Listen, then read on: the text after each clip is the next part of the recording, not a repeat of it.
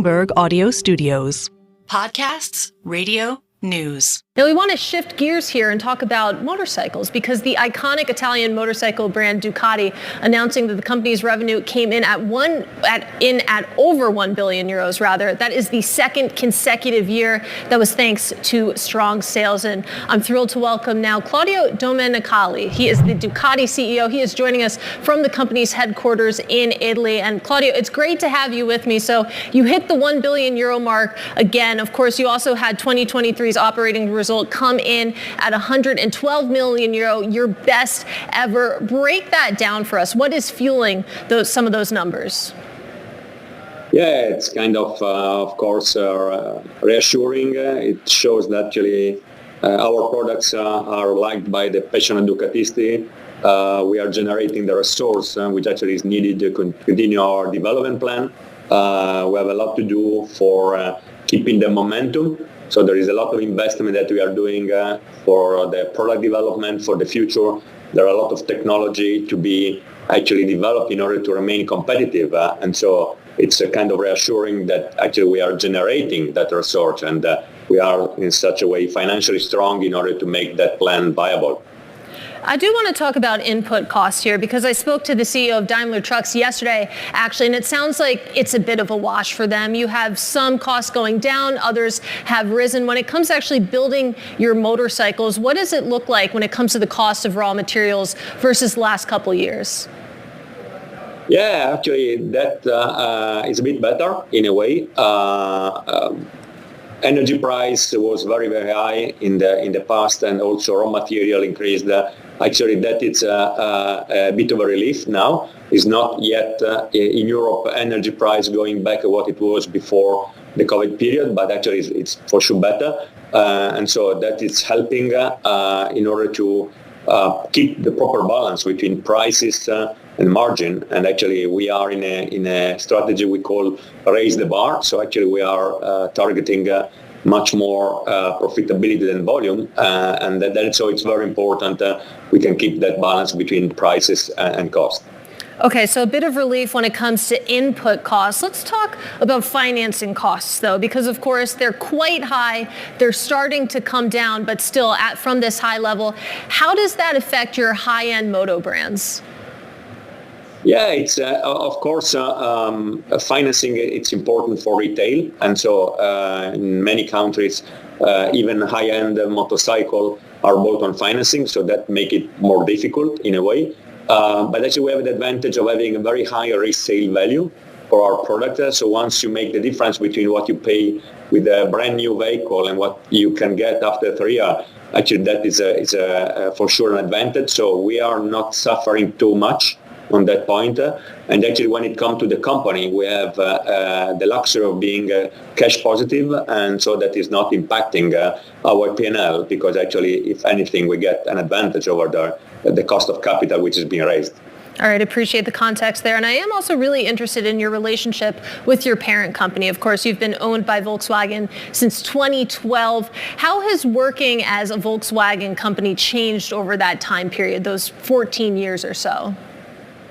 Yeah, it's kind of course, it's sometimes complicated because actually dimensions are very, very different. We are a kind of 2,000 people company, which is completely different than a 680,000, the whole group.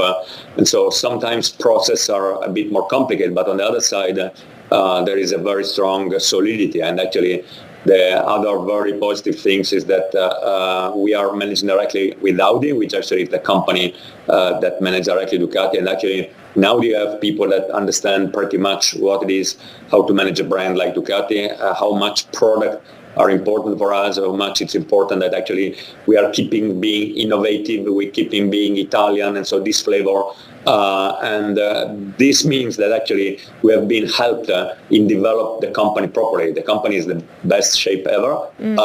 We are coming to be 100 years of history in 2026, so we have a kind of a long heritage, but we have a fantastic present, and we like to see that we are building our future. So also a lot of that has to be thanks to the current shareholder that actually has helped a lot the brand to develop and to work on many aspects. Like, for example, product quality now is at its best. We have made a lot of investment actually in order to make sure that really that is completely out of discussion. Well, it's a really interesting dynamic. Like you said, a complicated relationship, but Ducati can keep being Italian. I am curious, how much is Ducati able to collaborate with some of the other brands that are also under Volkswagen? Yeah, that's a very positive part. Actually, we are in what we call the progressive brand group, which is under the umbrella of Audi. So it's Audi, Ducati, Lamborghini, and Bentley. And that has helped a lot. We have very close relation with Lamborghini. They are kind of, we are 30 kilometers one from the other in the same region, which actually is the Motor Valley here in Emilia-Romagna. And then we are very close friends with Bentley. And that made possible that in the last couple of years, we make a special version. We make one of our Street Fighter, which is our stripped down Panigale in Lamborghini trim. And that was a fantastic success. 630 units plus 63 special only for Lamborghini customer. And then we replicate 1 year later with Bentley, making a Ducati Diavel for Bentley.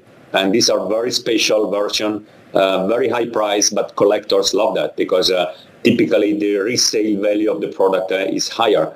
And so it's not only a fantastic gift for passionate bikers, but also a good investment. And Claudio, I only have about a minute left with you, but we have to talk about MotoGP because Ducati won its 4th straight world title in 2023. What has that meant for sales? Are you able to get close to quantifying the impact there?